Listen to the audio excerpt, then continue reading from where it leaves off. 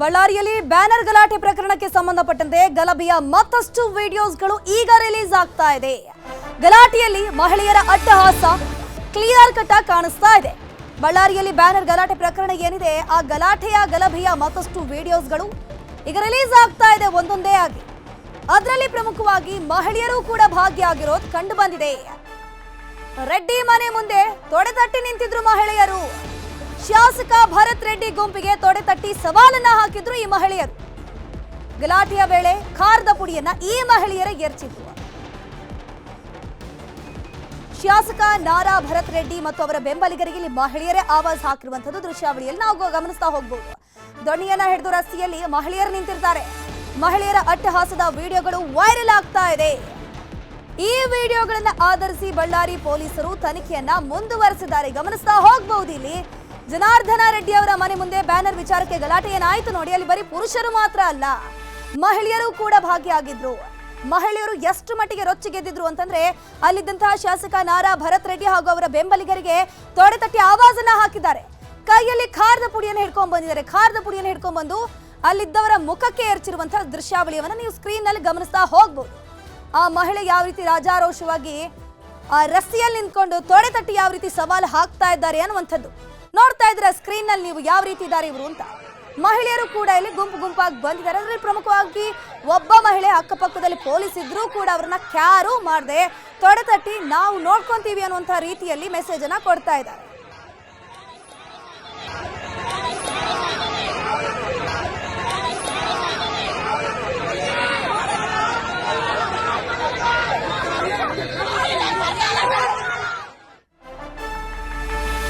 ಬಳ್ಳಾರಿಗೆ ಇಂದು ಎಂಟ್ರಿ ಕೊಡ್ತಾ ಇದ್ದಾರೆ ಕೆಪಿಸಿಸಿ ಅಧ್ಯಕ್ಷ.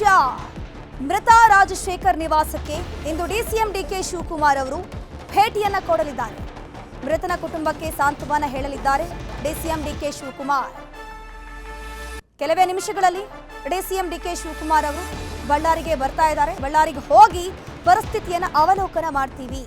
ನಮಗೆ ರಾಜ್ಯದಲ್ಲಿ ಶಾಂತಿ ಸುವ್ಯವಸ್ಥೆ ನೆಲೆಸಬೇಕು, ಬಳ್ಳಾರಿಯಲ್ಲಿ ಶಾಂತಿ ಇರಬೇಕು ಅಂತ ಡಿಸಿಎಂ ಡಿಕೆ ಶಿವಕುಮಾರ್ ಅವರು ಹೇಳಿಕೆಯನ್ನ ಕೊಟ್ಟಿದ್ದಾರೆ. ಕಾಂಗ್ರೆಸ್ನ ಕಾರ್ಯಕರ್ತ ರಾಜಶೇಖರ್ ಮೃತಪಟ್ಟಿದ್ದಾರಲ್ವಾ, ಅವರ ನಿವಾಸಕ್ಕೂ ಕೂಡ ಭೇಟಿಯನ್ನ ಕೊಟ್ಟು ಸಾಂತ್ವನ ಹೇಳಲಿದ್ದಾರೆ. ಹೋಗಿ ಅಲ್ಲೇನು ನೋಡ್ಬಿಟ್ಟು ನಾನು ಪರಿಸ್ಥಿತಿ ಬರ್ತೀನಿ. ನಮಗೆ ರಾಜ್ಯದಲ್ಲಿ ಶಾಂತಿ ಇರಬೇಕು, ಬಳ್ಳಾರಿಯಲ್ಲೂ ಶಾಂತಿ ಇರಬೇಕು, ಎಲ್ಲ ಕಡೆ ಶಾಂತಿ ಇರಬೇಕು. ಬಿಜೆಪಿಯವರು ಪಾಪ ಅವ್ರಿಗೆ ರೆಸ್ಟ್ಲೆಸ್ ಆಗ್ತಾ ಇದ್ದಾರೆ. ಅದಕ್ಕೆ ಎಲ್ಲ ಕಡೆನೂ ಇಂಥ ರೀತಿ ಪ್ರಯತ್ನಗಳನ್ನ ನಡೆಸ್ತಾ ಇದ್ದಾರೆ. ಬಳ್ಳಾರಿಯ ಗಲಭೆ ಪ್ರಕರಣದ ತನಿಖೆ ಮುಂದುವರಿತಾ ಇದೆ. ಪ್ರತ್ಯೇಕ ತನಿಖೆ ಬಗ್ಗೆ ಗೃಹ ಸಚಿವರ ಜೊತೆ ಚರ್ಚೆ ಮಾಡಿದ್ದೀನಿ. ಮೈಸೂರಿನಲ್ಲಿ ಸಿಎಂ ಸಿದ್ದರಾಮಯ್ಯ ಹೇಳಿಕೆಯನ್ನ ಕೊಟ್ಟಿದ್ದಾರೆ. ಕೆಲವರನ್ನ ಅರೆಸ್ಟ್ ಮಾಡಿದ್ದಾರೆ. ರಿಪೋರ್ಟ್ ಬರಲಿ.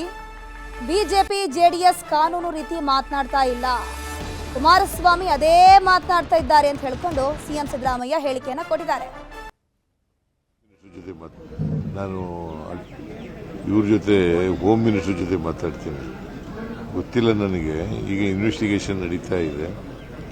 ಸೊ ಇನ್ವೆಸ್ಟಿಗೇಷನ್ ನಡೆದು ಈಗ ಕೆಲವ್ರನ್ನೆಲ್ಲ ಅರೆಸ್ಟ್ ಮಾಡಿದ್ದಾರೆ. Investigation is going on.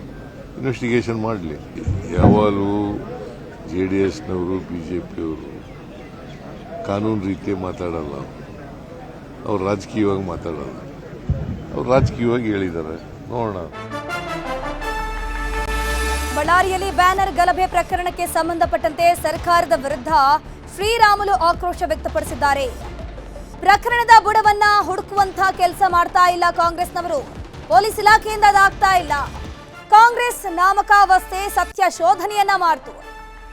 DCM DK Shivakumar ಅವರು ಬರ್ತಾರೆ, A1 ಜೊತೆ ಸುದ್ದಿಗೋಷ್ಠಿ ಮಾಡ್ತಾರೆ. ಅದಾದ ಮೇಲೆ ಪ್ರಕರಣವನ್ನ ಮುಚ್ಚಿ ಹಾಕುವ ಪ್ರಯತ್ನ ಅಂತ ಶ್ರೀರಾಮುಲು ಆಕ್ರೋಶವನ್ನ ವ್ಯಕ್ತಪಡಿಸಿದ್ದಾರೆ. ತಮ್ಮ ಬೆಂಬಲಿಗರು ಖಾರದ ಪುಡಿಯನ್ನ ಎರಚಿದ್ದಕ್ಕೆ ಸಮರ್ಥನೆ ಮಾಡಿಕೊಂಡಿದ್ದಾರೆ. ಅವರು ಹಲ್ಲೆ ಮಾಡಿದಾಗ ನಾವು ಸುಮ್ಮನೆ ಕೂರ್ಬೇಕಾ, ಅವರು ಹೊಡೆದ್ರೆ ನಾವು ಕೈ ಕಟ್ಟಿ ಕುಳಿತುಕೊಳ್ಬೇಕೆ ಅಂತ ಪ್ರಶ್ನೆಯನ್ನ ಮಾಡಿದ್ದಾರೆ. ಇಲ್ಲಿ ಗಮನಿಸ್ತಾ ಹೋಗ್ಬೋದು. ಖಾರದ ಪುಡಿ ಎರಚಿದ್ದಕ್ಕೆ ಪ್ರಶ್ನೆ ಮಾಡಿದಾಗ ಶ್ರೀರಾಮುಲು ಹೇಳುವಂತ ಮಾತಿದು, ನಮ್ಗೆ ಹಲ್ಲೆ ಮಾಡಿದಾಗ ನಾವು ಸುಮ್ಮನೆ ಬಿಡ್ಬೇಕಾ, ಕೈ ಕಟ್ಟಿ ಕುಳಿತುಕೊಳ್ಬೇಕಾ ನಾವು, ಹಾಗಾದ್ರೆ ದಾಳಿ ಆದಾಗ ಪ್ರತಿ ದಾಳಿಯಾಗಿದೆ ಅಂತ ಶ್ರೀರಾಮುಲು ಅದನ್ನ ಸಮರ್ಥನೆ ಮಾಡ್ಕೊಂಡಿದ್ದಾರೆ. ಹಾಗಾದ್ರೆ ಮಹಿಳೆಯರ ಕೈಯಲ್ಲಿ ಹೊಡಿಸುವಂಥದ್ದು ಎಷ್ಟು ಸರಿ, ಮಹಿಳೆಯರ ಕೈಯಲ್ಲಿ ಖಾರದ ಪುಡಿಯನ್ನು ತಂದು ಎರಚಿಸುವಂಥದ್ದು ಎಷ್ಟು ಸರಿ? ಅವಶೇಷದಲ್ಲಿ ಕಟ್ಟಿಗೆ ಖಾರದ ಪುಡಿ ತಂದಿರಬಹುದು, ಆವೇಶದಲ್ಲಿ. ಬಳ್ಳಾರಿಯಲ್ಲಿ ಮಾಜಿ ಸಚಿವ ಶ್ರೀರಾಮುಲು ಈ ರೀತಿಯ ಹೇಳಿಕೆಯನ್ನು ಕೊಟ್ಟಿದ್ದಾರೆ. ಇನ್ಸಿಡೆಂಟ್ ನನಗೆ ಗೊತ್ತಿಲ್ಲ. ಜನಾರ್ದನ್ ರೆಡ್ಡಿ ಅವರು ಬ್ಯಾನರ್ ವಿಚಾರದಲ್ಲಿ ನನಗೇನು ಗೊತ್ತಿಲ್ಲ. ನಾನು ಬೆಂಗಳೂರಿಂದ ಬಂದೀನಿ. ಬಂದಂಥ ಟೈಮಲ್ಲಿ ನಮ್ಮ ಮನೇಲಿ ಇದ್ದಂಥ ಟೈಮ್ ಜನಾರ್ದನ್ ರೆಡ್ಡಿ ಬಂದಂಥ ಟೈಮ್ ವಿಚಾರ ಹೇಳಿದ ನಂತರ ಅವ್ರ ಮನೆಗೆ ನಡ್ಕೊಂಬರ್ತಾ ಇದ್ದೀನಿ. ನಡ್ಕೊಂಬರೋಂಥ ಟೈಮ್ ಮಧ್ಯದಲ್ಲಿ ಅವ್ರು ಅಟ್ಯಾಕ್ ಮಾಡಿದ್ದಾರೆ. ಅಟ್ಯಾಕ್ ಮಾಡಿದಂಥ ಟೈಮಲ್ಲಿ ನುಗ್ಲಾಗಿದೆ. ನುಗ್ಲದಲ್ಲಿ ಫೈರಿಂಗ್ ಪ್ರಾರಂಭ ಮಾಡಿದ್ದಾರೆ. ಅಲ್ಲಿ ಜನಾರ್ದನ್ ರೆಡ್ಡಿ ಇರೋದಂಥ ಟೈಮಲ್ಲಿ ಕೂಡ ಅಲ್ಲೇ ಫೈರಿಂಗ್ ಆಗ್ತಾನೆ ಇದಾವಲ್ಲ, ಸುತ್ತಮುತ್ತಲು ಫೈರಿಂಗ್ ಇದೆ. ಅವ್ರಿಗೆ ಕಾಣ್ತಾ ಇರೋದು ರೀ, ನಾನು ಭಾಳ ಕ್ಲಿಯರಾಗಿ ಹೇಳ್ತೀನಲ್ಲ, ಅವ್ರು ಕಾಣ್ತಾ ಇರೋದು ಸ್ವಲ್ಪ ಗುಂಡುಗಳು.